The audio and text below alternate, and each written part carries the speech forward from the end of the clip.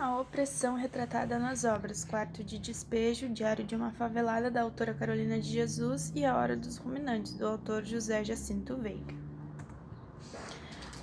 O roteiro da apresentação da minha defesa é a introdução, a justificativa, os objetivos.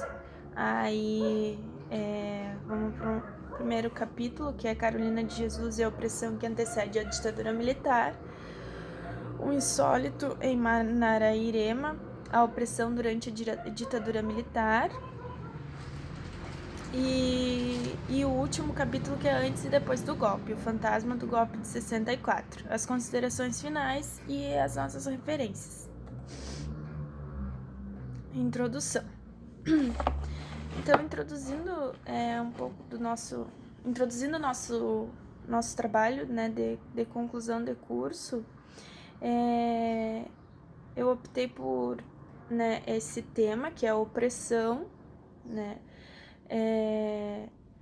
e escolhi as duas obras, que é Quarto de Despejo, da Carolina de Jesus, e A Hora dos Ruminantes, do José Jacinto Veiga. Então, fizemos uma aproximação das duas obras, né? Quarto de Despejo veio um pouco antes da ditadura militar, ele foi sendo escrito ali nos anos 50, né?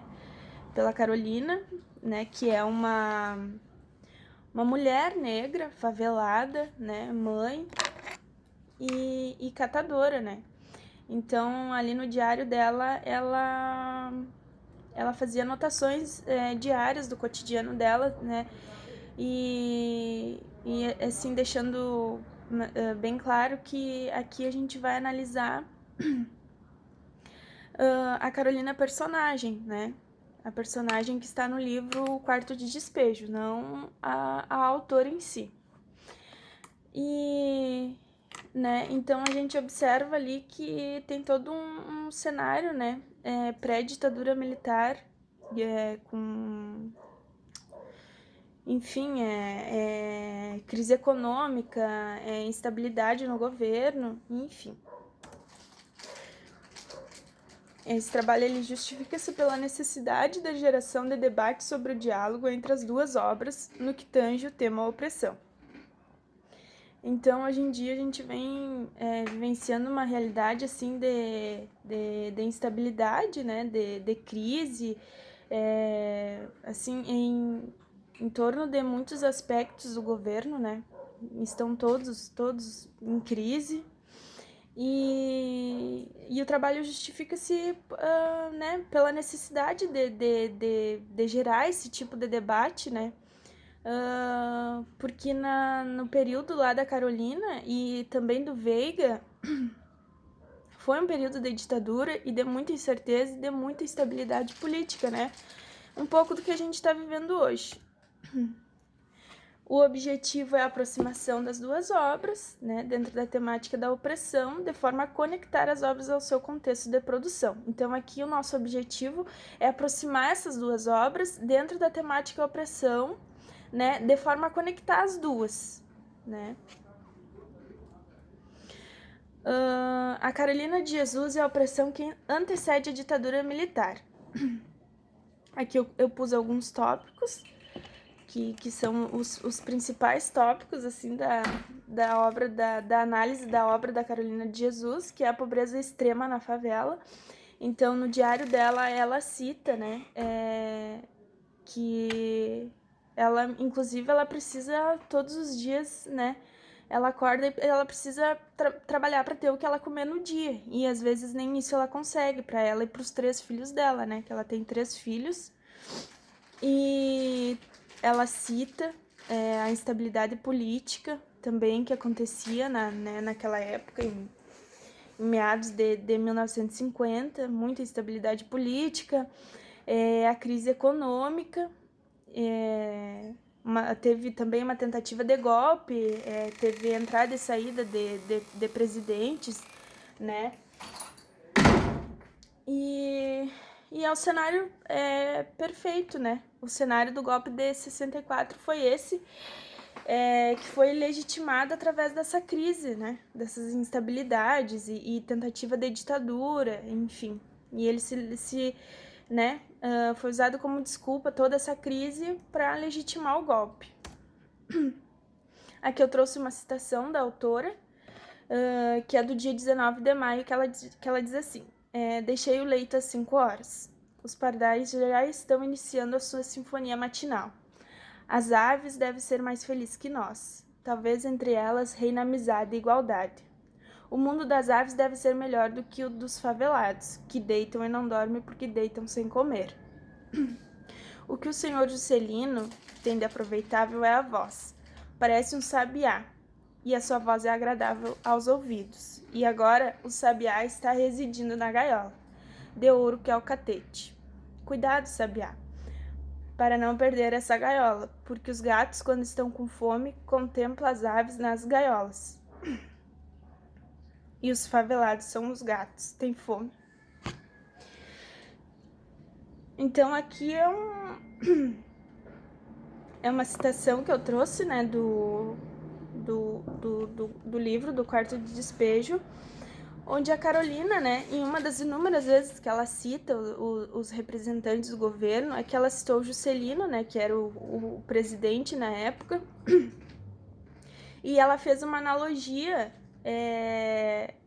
do Juscelino comparando com o sabiá, né, e os favelados com os gatos, que tem fome, né, e aqui dá a entender que assim, na cabeça dela, a qualquer momento, eles podem fazer uma revolução, né, os favelados, eles têm força para fazer uma revolução, né, diante de tanta desigualdade social que eles estão vivendo, em função da crise, em função de tentativas de ditadura, né, de instaurar a ditadura, enfim.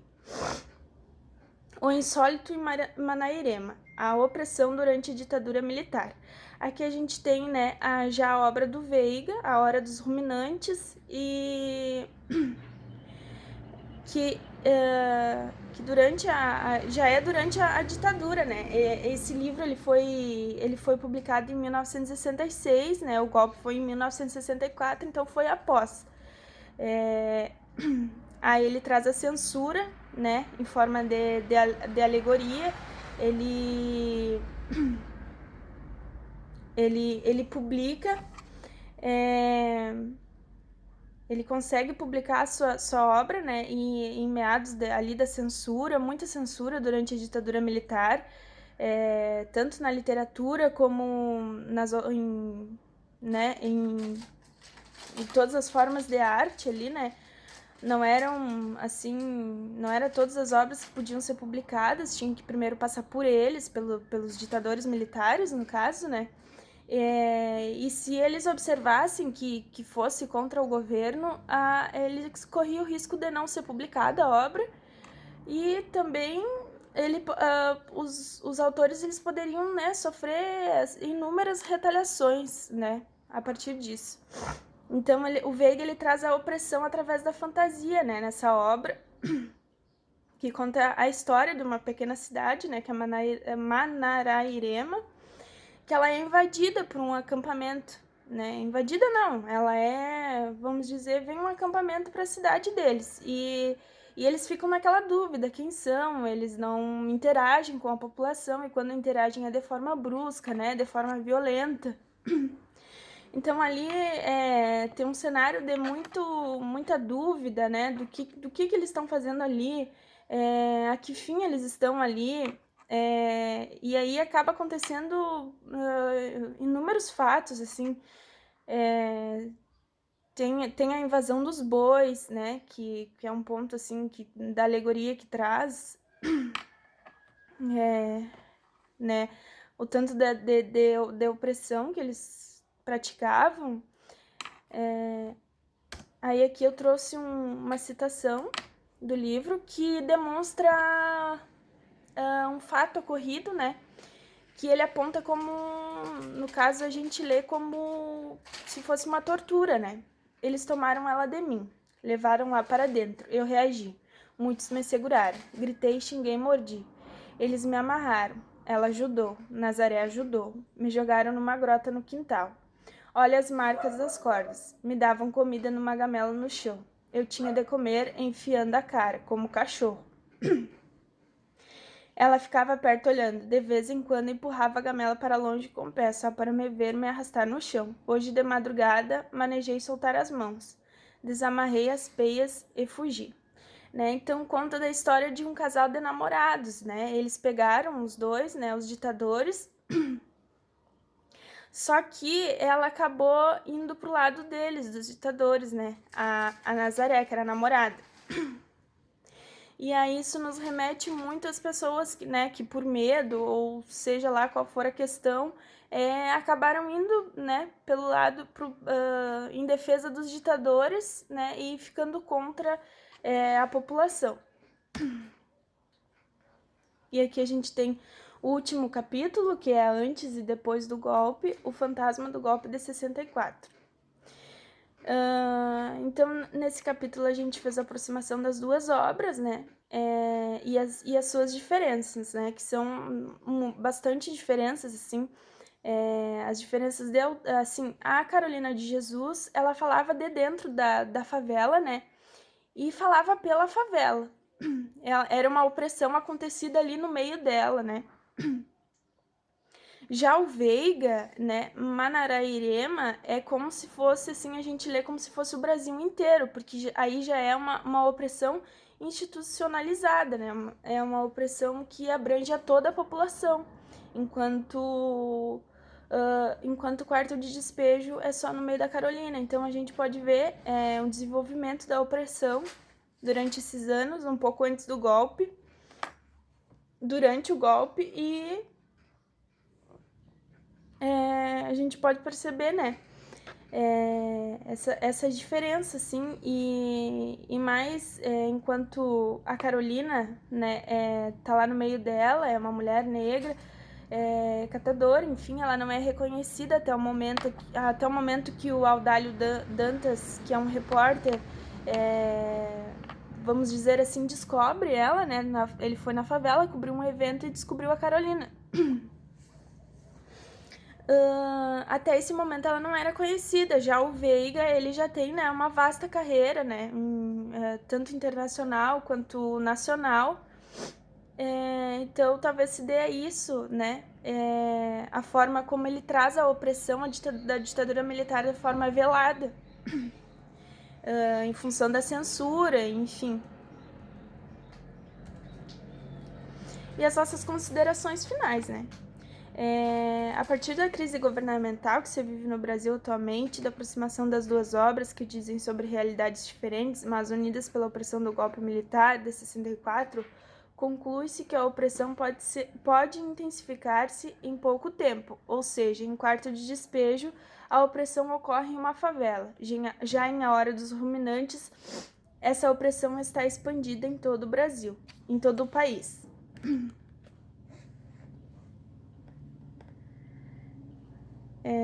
Então,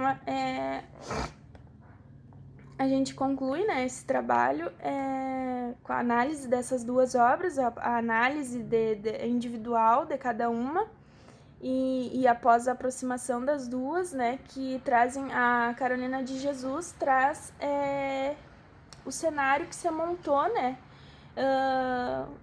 da crise, tanto política, econômica, social, muita desigualdade, muita fome,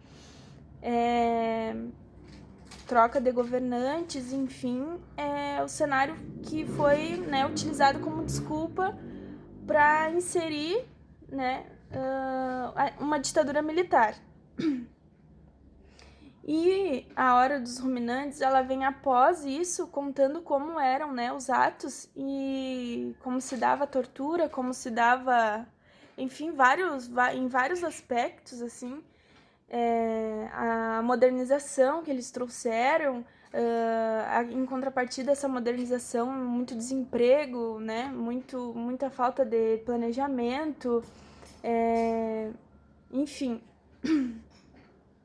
E o trabalho procurou, né, ampliar o debate, né, no momento em que a gente está vivendo nessa crise no Brasil, né, em 2021,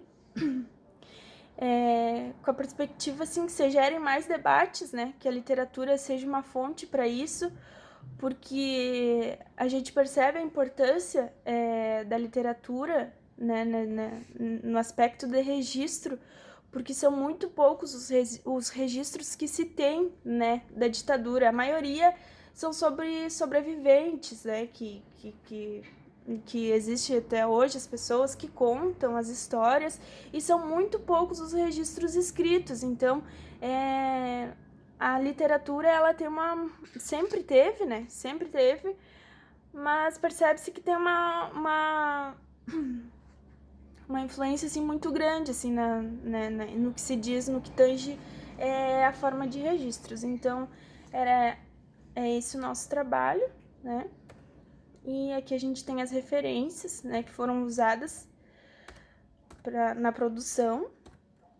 E é isso, eu espero que tenha ficado claro, que tenham gostado, né? Eu aprendi muito, eu particularmente aprendi muito com esse trabalho de finalização de curso, e eu espero que eu tenha passado para vocês.